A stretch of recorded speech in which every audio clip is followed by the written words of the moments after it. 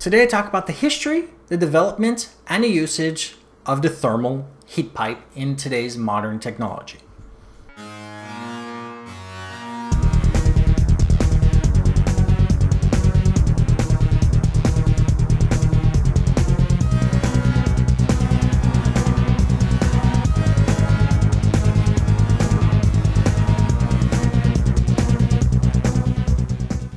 This is TQA Weekly. I'm the host, Steve Smith, aka Z-Axis. And if ever you have any questions, comments, suggestions, or stories, just ask me. Ask@tqaweekly.com is my email. tqaweekly.com is my website. Go to Contact Us, and in the drop-down, contact TQA Weekly to send me your question. And for those who like show notes, tqaweekly.com/SE3EP30. That'll bring you to the show notes, the sources, and even download the episodes if you want to keep them for yourself. Today we're going to be talking about the heat pipe, history, how to make it, and then how it applies to our computers. So the thermal heat pipe was theorized by G.S. Gogler in 1942, who came up with a theory that it would be possible to use thermal phase changes within a confined environment to allow for various objects to remain cooler or become cooler as a result of actually taking advantage of the thermal phase change of liquids. This would only be invented 20 years later by G.M. Grover in 1962, who actually, by the way, invented this 51 years ago. Now, why was this created? Well, in 1962, they're not thinking about computers. They're thinking about other stuff. So one of the most common things that you will find a heat pipe attached to is an oil pipe. One of those transportation mechanisms. They do this to prevent the permafrost from actually melting. So that is why the heat pipe was invented. What had to happen is somebody had to make it smaller for computers, which comes down to how do they make it? So a thermal heat pipe has to be made of a conductive material. In computers, conductive materials usually used for this kind of process are either made of aluminum, which is light, or copper, which is actually more effective. Now, what they do is they use one of these aluminum or copper pipes sealed at one end. They heat it up, they vacuum out the air, put in the liquid, and then seal it.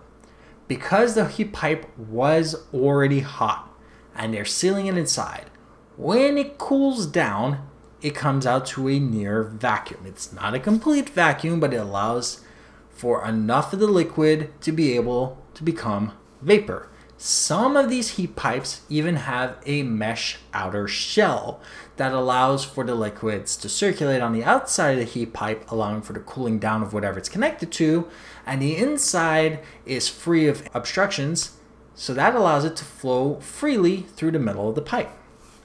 A heat pipe's internal liquid can be water, ethanol, acetone, sodium, and even mercury. So do not cut them open, especially if you come across, I don't know, the possibility of mercury or sodium, which you really don't want to interact with. Once this is made for a computer, for this to be advantageous for a computer, you need two other things attached to the thermal heat pipe, which is why I have an example. Now I have another one. I'm not dumb enough to remove it from my computer, but mine has 7 actual individual pipes, so the plate is a lot thicker and the fan's a lot bigger. This is an OCZ fan.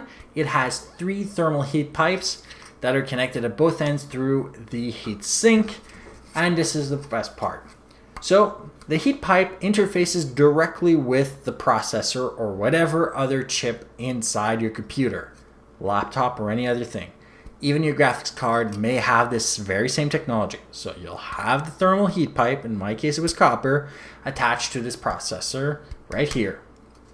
And the heat would actually heat up the liquid water, or whatever they're using in here, and it would turn into vapor, and would actually go and move away through the laws of thermodynamics.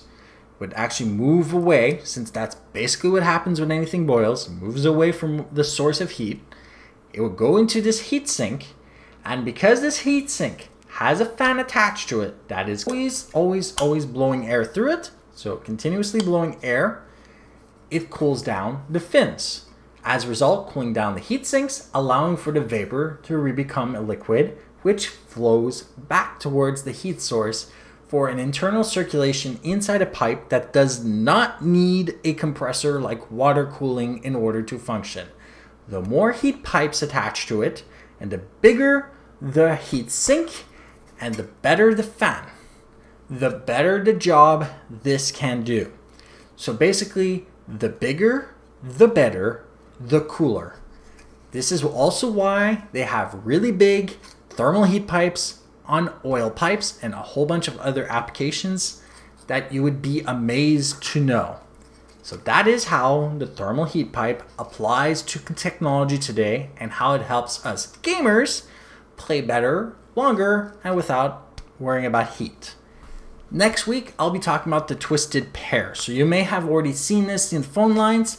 I'm going to be talking about the history of it, how the cable arrangement lends itself to very, very, advantageous scenarios, and how it actually allows us to communicate binary signals. So thank you for watching this show. Don't forget to subscribe, and have a great day. Thank you for listening to TQA Weekly. Show your support by liking this episode, subscribe to get our latest episodes as they come out, and share with friends and family who may benefit from such a show as this. You may send us your questions, comments, suggestions, and/or stories to ask at tqaweekly.com. For our show notes, links to our Android application, alternate means of subscribing to our show, and information on joining our weekly newsletter, head over to tqaweekly.com. Stay safe and online, and have a great day.